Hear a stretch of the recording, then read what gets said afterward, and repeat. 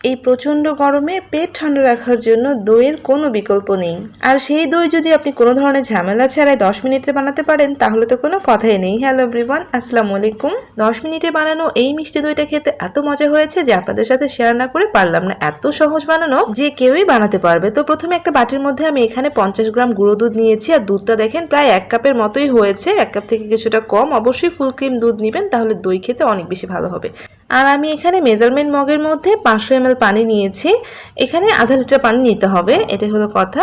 তো আমি আধা লিটার হালকা গরম পানি নিয়ে দুধটাকে ভালোভাবে মিশিয়ে নিলাম। হালকা গরম পানি দিলে দুধটা খুব দ্রুত মিশে যায়। তো এক সাইডে সরিয়ে রেখে দিলাম।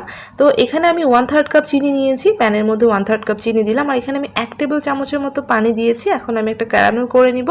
আর অবশ্যই চুলার আঁচটা লো রেখে ক্যারামেলটা বানাতে হবে। তো একটু নেড়ে দিয়েছি, পানিটা শুকিয়ে গিয়েছে। আর কিছুক্ষণ পরেই দেখবেন যে ক্যারামেলের কালার চলে আসা শুরু করেছে। আর অবশ্যই বারবার বলছি, চুলার আঁচ কিন্তু একদম লোতে রেখে ক্যারামেলটা বানিয়ে নেবেন, তাহলে ক্যারামেলের স্মেলটা একদম নষ্ট হবে না, আর ক্যারামেলটা কোনোভাবে পুড়েও যাবে না। আর যখনই এরকম সুন্দর একটা কালার আসা শুরু করবে অবশ্যই চুলাটা অফ করে দিয়ে অনবরত নেড়ে চেড়ে নেবেন, তাহলে দেখবেন যে খুব সুন্দর একটা ক্যারামেলের কালার চলে এসেছে। আমি কিন্তু চুলাটা বন্ধ করে দিয়েছি। এখন আমি মিশিয়ে রাখা দুধটা এই ক্যারামেলের মধ্যে দিয়ে দিলাম।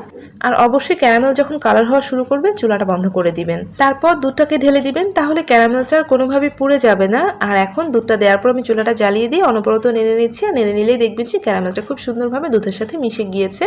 আর এখন দেখেন দুধের মধ্যে কিন্তু বলক আসা শুরু করেছে। এখন আমি অনবরত নেড়ে চেড়ে ক্যারামেলটাকে খুব ভালো করে মিশিয়ে নিব। আর এখন আমি ঘড়ি ধরে 5 মিনিট থেকে 7 মিনিট জাল করে নিব, যাতে দুধটা একটু ঘন হয়, তাহলে দেখতে অনেকটা সর দইয়ের মতো লাগবে, আবার খেতেও অনেক বেশি ক্রিমি হবে। তাই আমি 5 থেকে 7 মিনিট অনবরত নেড়ে চেড়ে জাল করে নিয়েছি। দেখেন কতটা ফেনা তৈরি হচ্ছে।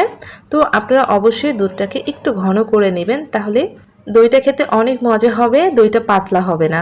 তো দেখেন আমি 5 থেকে 7 মিনিট জাল করে নিয়েছি, আর কালারটা কত সুন্দর চলে এসেছে। তো এভাবে 5-7 মিনিট যদি আপনি জাল করে নেন তাহলে কিন্তু দইয়ের কালারটা অনেক সুন্দর হবে। তাই আমি 5 থেকে 7 মিনিট অনবরত নেড়েচেড়ে জাল করে নিলাম। আর দেখেন এটা কতটা ফেনা সৃষ্টি হচ্ছে। অবশ্যই ফুল ক্রিম দুধ দিয়ে করবেন, তাহলে দই খেতে অনেক বেশি মজা হয়।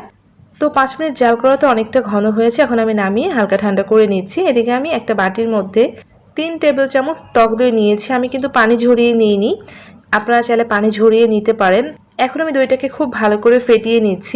আমি আজকে গুঁড়া দুধ দিয়ে দইটা বানিয়ে দেখিয়েছি, আপনারা কিন্তু নর্মাল লিকুইড দুধ দিয়ে দইটা বানাতে পারেন। এখন এর মধ্যে 1 চা চামচ কর্নফ্লাওয়ার দিয়েছি। কর্নফ্লাওয়ার দিলে দই থেকে পানি ছেড়ে দিবে না, আর দইটা একদম দোকানের মতো জমে যাবে। তাই 1 চা চামচ কর্নফ্লাওয়ার অ্যাড করে খুব ভালো করে মিশিয়ে নিয়েছি। দেখেন একটা সাইডে রেখে দিচ্ছি। আর এখানে আমি একটা বড় প্যান বসিয়ে দিয়ে তার মধ্যে আমি অল্প করে পানি দিলাম। তারপর এরকম একটা স্ট্যান্ড বসিয়ে দিলাম। দেখেন স্ট্যান্ড থেকে কিন্তু পানিটা অনেক নিচে, অবশ্যই পানিটা একদম নিচে থাকতে হবে, কোনোভাবে যেন পানিটা উপর পর্যন্ত না আসে। এখন আমি পানিটাকে ফুটতে দিয়ে যাচ্ছি যাতে পানিটা বলক চলে আসে। এদিকে একটা স্টিলের বাটি নিয়েছি, আপনারা যে কোনো পাত্রেই কিন্তু করতে পারেন। আমি বাটিটাকে হালকা গরম করে নিচ্ছি, এটা আমি আপনাদের পরে বলছি। আর এদিকে কিন্তু দুধটা একদম ঠান্ডা হয়নি, হালকা একটু গরম রয়েছে। অবশ্যই দইয়ের দুধটা হালকা গরম থাকতে হবে। আপনি আঙুল ডুবিয়ে দেখবেন, যদি দেখেন দুধটা খুব গরমও লাগছে না আবার ঠান্ডাও লাগছে না, সেই পর্যায়ে কিন্তু দুধটা নিয়ে আমি যে দইটা ফেটিয়ে রেখেছিলাম সেখানে কিছুটা দিয়ে অ্যাড করে খুব ভালো করে মিশিয়ে দুধের সাথে মিশিয়ে নিতে হবে। দুধটা কিন্তু কোনোভাবেই অনেক গরম থাকা যাবে না, তাহলে কিন্তু দুধটা ছানা কেটে দিবে। দই সহ দুধের মিশ্রণটা পুরো দুধের মধ্যে ঢেলে দিলাম, আর খুব ভালো করে বাটিটা ধুয়ে দিয়ে দিলাম দুধ দিয়ে। এখন আমি মিক্সড করে নিব। তো চামচটাকে সরিয়ে ফেলছি, একটা হুইক্স দিয়ে এখন আমি অনবরত এভাবে হুইক্স করে নিব। এতে করে দেখবেন যে উপরে অনেকটা ফেনা সৃষ্টি হবে। আর অবশ্যই এই কাজটা করে নেবেন, তাহলে কিন্তু দইটা দেখতে একদম সর দইয়ের মতো হবে, দোকানের যে সর দই পাওয়া যায় সেটার মতো হবে। খুব ভালো করে হুইস্ক করছি, দেখেন উপরে কতটা ফেনা হয়েছে। এখন যে বাটিটা আমি হালকা গরম করে নিয়েছি সেই বাটিটা নিয়ে আসলাম। বাটিটা কিন্তু একদম হালকা গরম করতে হবে, মানে আপনি গরম করে বাটিটাকে হালকা ঠান্ডা করে নেবেন। তারপর এই যে দুধটাকে বাটির মধ্যে ঢেলে দিয়েছি। আপনি যদি মাটির পাত্রেও করেন তাহলে কিন্তু পাত্রটা হালকা গরম করে নেবেন, স্টিলের পাত্রে করলেও গরম করে নেবেন। এখন আমি চুলায় দিতে এসেছি, এর জন্য দেখেন ফুটে ওঠা পানিটার চুলা একদম লো করে দিয়েছি। অবশ্যই চুলা একদম লো থাকবে, কোনোভাবে পানির মধ্যে বলক আসা যাবে না। আর আমি এখন বাটিটা বসিয়ে দিলাম দইয়ের, তারপর একটা প্লেট দিয়ে ঢেকে দিয়েছি স্টিলের, আপনারা যে কোনো ভারী প্লেট দিয়ে ঢেকে রাখতে পারেন। তারপর উপরে একটা ঢাকনা দিয়ে বসিয়ে দিয়েছি। এখন আমি জাস্ট ঘড়ি ধরে 10 মিনিট এভাবে ভাপে বসিয়ে রাখবো, কোনোভাবে কিন্তু চুলা বাড়ানো যাবে না। চুলা যদি বেশি হয়ে যায় তাহলে কিন্তু ছানা কেটে দিবে, তাই চুলাটা একদম লোতে রেখে আমি ভাপে 10 মিনিটের জন্য বসিয়ে রেখেছিলাম। আমি এখন চুলাটা বন্ধ করে দিয়েছি। এখন কিন্তু আর ঢাকনা খোলা যাবে না, এভাবেই আপনার ঢেকে রাখতে হবে। পুরো 3 থেকে 4 ঘন্টা, যতক্ষণ না পুরোপুরি ঠান্ডা হচ্ছে। আমি 4 ঘন্টা পর ফিরে এসেছি আর একদম ঠান্ডা হয়ে গিয়েছে। এখন আমি আপনাদেরকে ঢাকনাটা খুলে দেখাচ্ছি। জাস্ট দেখেন কেমন হয়েছে উপরটা, একদম পারফেক্টভাবে জমে গিয়েছে। আর উপরে দেখেন একদম সর পাতানো যে দইটা হয় সেটার মতো হয়েছে। এখন আমি ফ্রিজে 1 থেকে 2 ঘন্টার জন্য রেখে দিচ্ছি। মানে আমি 2-3 ঘন্টা রেখে দিয়েছিলাম, আপনারা 1-2 ঘন্টা নর্মাল ফ্রিজে রেখে তারপর পরিবেশন করতে পারেন।